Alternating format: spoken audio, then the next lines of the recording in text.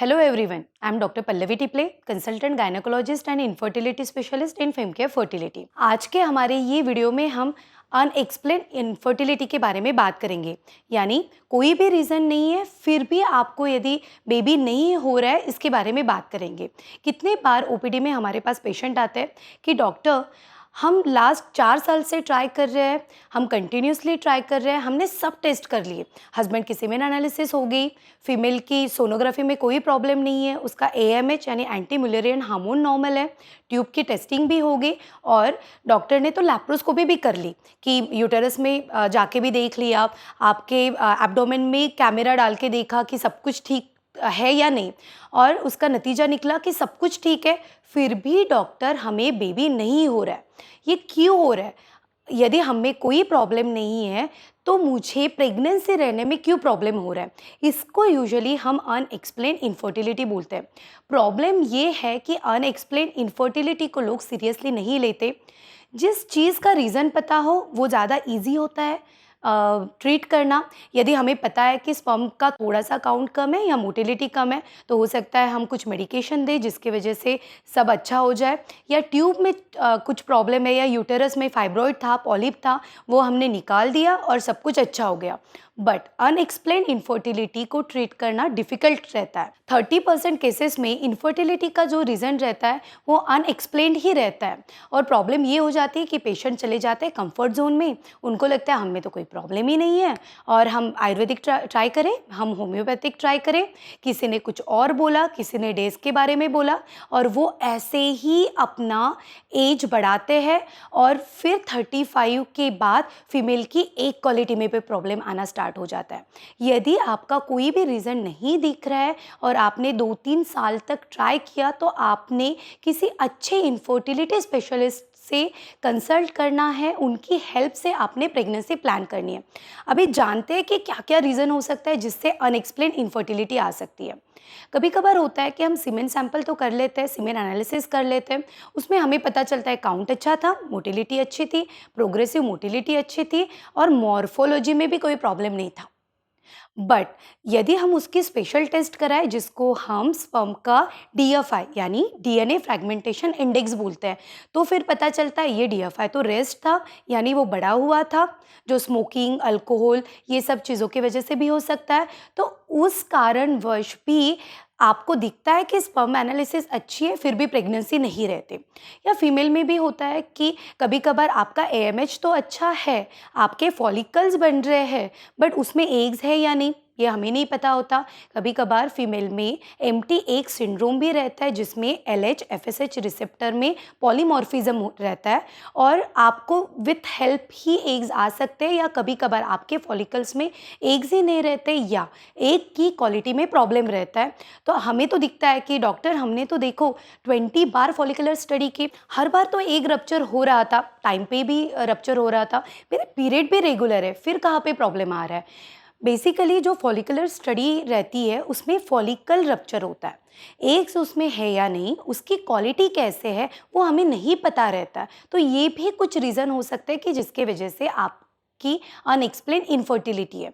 हम जो tubal testing करते हैं यानी हिस्ट्रोसल्फिनोग्राफी या एसएसजी करते हैं उसमें हमें सिर्फ ये पता लगता है कि जो भी फ्लूइड है जो हम यूटेरस से इंसर्ट कर रहे हैं वो हमारे ओवरी के तरफ जा रहा है नहीं, यानी ट्यूब ओपन है या नहीं। बट हमें ये नहीं पता रहता है कि ट्यूब और हमारी ओवरी उसकी एनाटॉमी कैसी है। कभी कभार जो ट्यूब की फिम्ब्रिया रहते हैं उसका काम रहता है कि ओवुलेशन होने के बाद फॉलिकुलर फ्लूइड में जो एग्स रहता है वो उसको कैच करती है, फिर हमारा एग्स फैलोपियन ट्यूब में आता है और स्पर्म वहाँ पे जाके फर्टिलाइजेशन करता है, एम्ब्रियो बनाता है। बट कभी कभी यदि ये फिम्ब्रिया इसके एनाटॉमी अपोजिट है, यानी ये नीचे की तरह नहीं है, ये ऊपर की तरह है, या ये ओवरी से बहुत दूर है, तो हमें तो ट्यूब टेस्टिंग में दिखता है कि ट्यूब तो ओपन थी, बट प्रेगनेंसी रहने के लिए ट्यूब ने एग को कैप्चर करना भी इम्पॉर्टेंट होता है। ट्यूब की सिर्फ टेस्टिंग में हम वो ओपन है या नहीं है वही देख सकते हैं,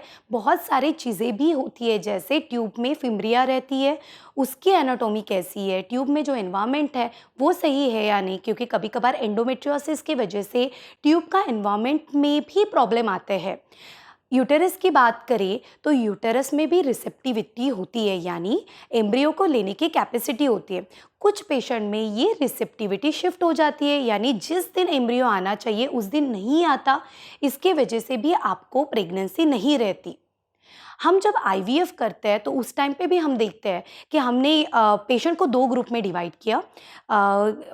मुझे 20 एग्स मिले थे, तो मैंने 10 एग्स को ट्रेडिशनल आईवीएफ के थ्रू फर्टिलाइज़ किया और 10 एग्स को हमने इक्सी के थ्रू फर्टिलाइज़ किया। तो कभी-कभार हमें ये भी दिखाई देता है कि आपका जो एग्स रहता है, उसका जो शेल रहता है, वो थिक रहता है और जो स्पर्म है उसमें पेनिट्रेट नहीं करता। तो ये भी तो रीज़न हो सकता है कि आप अब तक प्रेग्नेंट नहीं हुए। आईवीएफ इक्सी में हम खुद ये जो आपका एग का शेल रहता है उसको स्पर्म को हम इंसर्ट करके स्पर्म को अंदर लेके जाते हैं, तो इसकी वजह से आपके प्रेगनेंसी रहने के चांसेस बढ़ जाते हैं। यदि आपके फैमिली में जेनेटिक डिसऑर्डर्स है या आपके क्रोमोसोम्स में कुछ प्रॉब्लम है, तो उस टाइम पे आपके एग्स और स्पर्म दिखने में तो अच्छे रहते हैं, बट फर्टिलाइजेशन होने के बाद पता चलता है कि उसकी एम्ब्रियो की अरेस्ट हो गई। और हमने यदि आपकी कैरियोटाइपिंग यानी आपकी जेनेटिक टेस्टिंग करके देखा तो उसमें रीज़न पता चल जाता है। तो ये बहुत सारे फैक्टर्स है कि जिसकी वजह से अनएक्सप्लेन्ड इनफर्टिलिटी आती है। प्रॉब्लम यही है कि लोग अनएक्सप्लेन्ड इनफर्टिलिटी को सीरियसली नहीं लेते। उनको लगता है मेरे में तो कोई प्रॉब्लम नहीं है, डॉक्टर अननेसेसरी टेस्ट पे टेस्ट कर रहे हैं और डॉक्टर का ही रिजल्ट नहीं आ रहा है। वो एक डॉक्टर से दूसरे डॉक्टर जाते हैं, दूसरे डॉक्टर से थर्ड डॉक्टर जाते हैं, बट अनएक्सप्लेन्ड इनफर्टिलिटी ये ट्रू फैक्ट है। 30% लोगों में ये रहता है। तो यदि आपकी अनएक्सप्लेन्ड इनफर्टिलिटी है तो आपने आपके डॉक्टर से कंसल्ट करना चाहिए कि डॉक्टर इसके लिए हम क्या करें। कभी कभार हम अनएक्सप्लेन्ड इनफर्टिलिटी में डायरेक्टली आईवीएफ एडवाइस नहीं करते। हम पेशेंट को आईयूआई यानी इंट्रा यूटेराइन इंसेमिनाइजेशन सबसे पहले एडवाइस करते हैं। यूजुअली जब कपल रिलेशन रखता है तो जो भी स्पर्म है वो उनके वजाइना में डिपॉजिट होता है और वजाइना में यदि स्पर्म के अगेंस्ट में एंटीबॉडीज़ हो तो वो स्पर्म को वहाँ पे डिस्ट्रॉय कर लेते हैं और वो स्पर्म आगे यूटेरस तक और उसके आगे फैलोपियन ट्यूब तक जाते ही नहीं। यदि हम आईयूआई करें तो आईयूआई में हम ये जो पैसेज है वजाइना में जो स्पर्म डिपॉजिट होके डिस्ट्रॉय हो रहे हैं हम उसको ओवरकम करते हैं। हम एक कैथेटर से जो स्पर्म रहते हैं उनको डायरेक्टली यूटेरस तक लेके जाते हैं, तो उससे प्रेगनेंसी के आपके चांसेस बढ़ जाते हैं। बट यदि आपके 4 या 5 बार आईयूआई भी फेल्ड होते हैं तो आपने आपके डॉक्टर्स के एडवाइस से आईवीएफ करना चाहिए। हो सकता है आईवीएफ में हमें रीज़न पता चले कि एग्जैक्टली अब तक क्यों प्रेगनेंसी नहीं रही। तो अनएक्सप्लेन्ड इनफर्टिलिटी को लाइटली मत लो। यदि आपकी अनएक्सप्लेन्ड इनफर्टिलिटी है तो कंफर्ट जोन में मत जाओ, डॉक्टर टू डॉक्टर मत जाओ। हाँ, कभी कभार ये भी होता है कि पेशेंट बोलते हैं कि डॉक्टर मेरा एक फ्रेंड था, उसको भी यही प्रॉब्लम था, बट 10 साल के बाद ना उसको नेचुरली अभी बच्चा हो गया।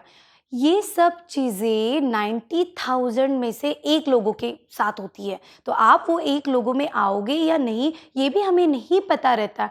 हाँ, स्ट्रेस फैक्टर, आपके लाइफस्टाइल फैक्टर ये भी उसमें रोल प्ले करते हैं।